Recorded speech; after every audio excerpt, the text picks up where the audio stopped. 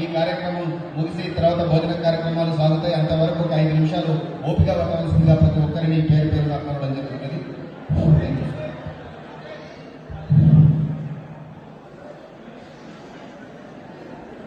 సభకు నమస్కారం.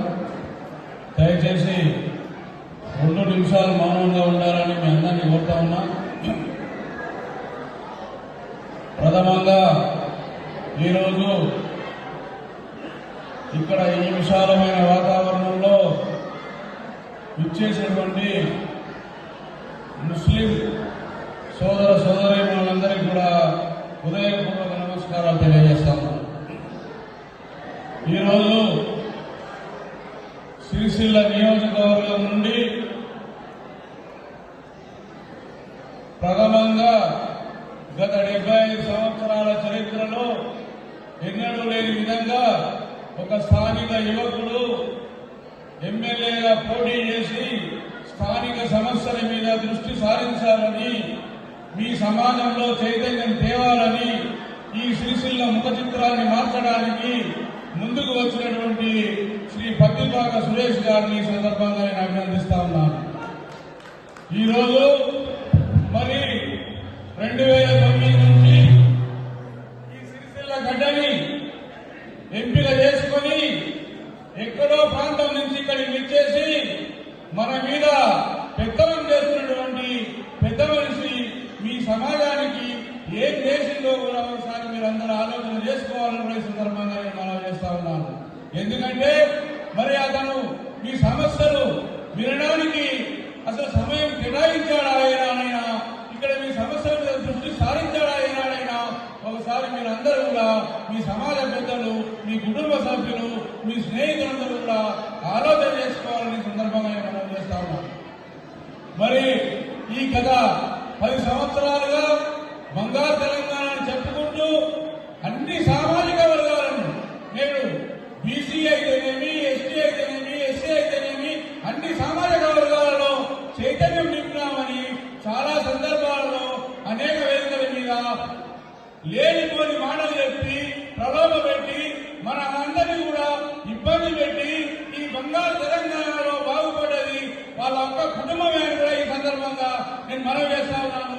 మీరందరూ కూడా దీన్ని ఏకీభవించాలని కూడా ఈ సందర్భంగా తెలియజేస్తా ఉన్నాను. ఈనాడు మీరు మంచి పరిపాలన అందించిన వారు ఏదైతే గత 10 సంవత్సరాల నుండి మీరు చేసిన అభివృద్ధి కార్యక్రమాలకు మీరు ఈ రోజు ఇంత ప్రచారం చేసుకోవాల్సిన అవసరం ఉందా కూడా ఈ సందర్భంగా మనవి చేస్తా ఉన్నాను. మీరు మంచి పరిపాలన అందిస్తే మీరు ఇంట్లోనే కాలు మీద కాలు వేసుకొని కూర్చుంటే మీ ప్రజలు ఓట్లేస్తారు కదా. అంటే మీ పరిపాలనలో వైఫల్యాలు ఎక్కువ ఉన్నాయనే ఆలోచన మీకు అభద్రతలు కలిగిస్తేనే విధానంతోనే మీరు ఇలా విచ్చలవిడిగా ప్రచారానికి డబ్బులు వెదజల్లి ప్రలోభ పెట్టి మళ్ళా ఒకసారి మబ్బ పెట్టి అధికారంలోకి రావాలని చూస్తా ఉన్నారు. ఇక మీ ఆటలు తెల్లవు. మిమ్మల్ని అందరూ కూడా అర్థం చేసుకున్నారు. మీరు ఎన్ని వేషాలు వేసినా ఈసారి మాత్రము ఇక్కడి నుంచే ప్రస్థానం మొదలవుతుంది, ఇక్కడి నుంచే మీ పదనం మొదలవుతుంది. ఇక్కడ సురేష్ గారిని తప్పకుండా మీ సమాజం సమాజం కూడా మీరందరూ కూడా ఒకసారి ఆ యువకునికి అవకాశం ఇచ్చి మీరందరూ కూడా ఓట్లు వేయాలని కూడా ఈ సందర్భంగా నేను మీ అందరికీ కూడా వినమ్రపూర్వక మనవి చేస్తా ఉన్నాను. ఈ రోజు రాష్ట్రంలో మరి అన్ని సామాజిక వర్గాల్లో ఏ వర్గం కూడా సంతోషంగా లేదు. బంగారు తెలంగాణలో 10 సంవత్సరాల కాలంలో మీరు వెలగబెట్టింది ఏమిటి, మీరు చేసింది ఏమిటి, మీరు ధైర్యంగా చెప్తున్నారు. ఏ సభకు పోయిన ముఖ్యమంత్రి గారు 2 అంశాలు మాట్లాడుతూ ఉన్నారు. ధరని తీసేస్తారట, రైతు బంధు తీసేస్తారట, వృద్ధాప్య పెన్షన్ తీసేస్తారట. ఈ 3 తప్ప మీకు మిగతా అంశాలు ఏవి కూడా మీ అభివృద్ధి కార్యక్రమాల గురించి ఎందుకు చెప్పడం లేదని కూడా ఈ సందర్భంగా నేను మనవి చేస్తా ఉన్నాను. 10 సంవత్సరాల కాలంలో మీరు ఎన్నో అభివృద్ధి కార్యక్రమాలు చేస్తే మీరు ఎందుకు ప్రస్తావన చేస్తలేరని ఈ సందర్భంగా మిమ్మల్ని అడుగుతా ఉన్నాను.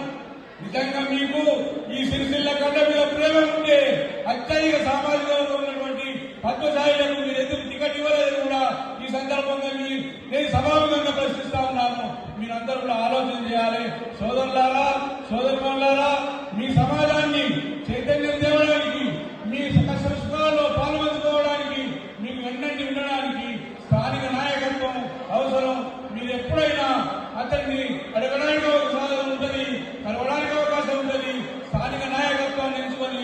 యువకుడిని భార్య మీద